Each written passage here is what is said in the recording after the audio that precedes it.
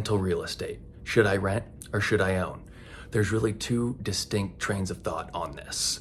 And let's hop right in. The main reasons being people that like owning the real estate that they work out of is they're paying themselves rent. As opposed to paying somebody else rent and paying off somebody else's mortgage, they're paying themselves rent and paying off that building. That's a huge pro. You're getting capital appreciation through your business and through your building, and you can also artificially keep your rent low if you were trying to help with cash flow. So that can be a big help. You also can take out leverage against your building. So in terms of raising capital or operating capital or anything like that, you can take out a note against your building to help raise capital. So that's another big advantage. The third big advantage is you obviously control that real estate. So you get to dictate if you want to put a new roof on it, if you want to change the parking lot, whatever the case may be, you own that space and you don't need anybody else's permission.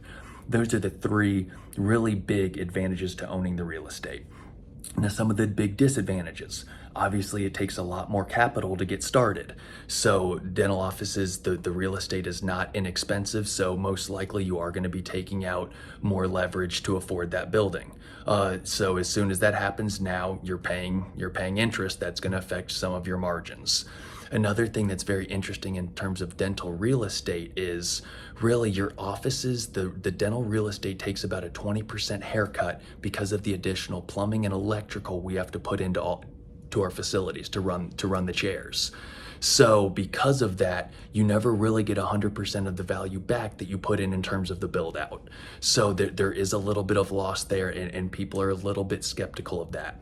The third thing that gets really hard with owning the dental real estate is there can sometimes be very big capital expenditures that come up. You get a hole in your roof, very, very expensive. If you have to redo your parking lot, very, very expensive. All of those things add up, and they add up quickly. And again, a lot of times it comes up in an unforeseen event. So because it can be more expensive to own that real estate, there might already be a little bit of a cash flow issue because of that added expense. You have to be careful that you don't outgrow your cash flow or get too over levered to where you can't afford whatever your office is going to need if that emergency strikes.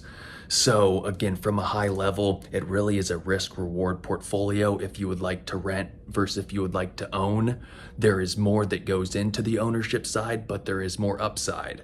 The one other thing I would say from a bandwidth perspective is it is nice to be a renter than an owner because almost everything happens at night or on the weekends. So if you don't want to be working to 6 to 7 days a week, it is probably smarter to rent than to own the real estate.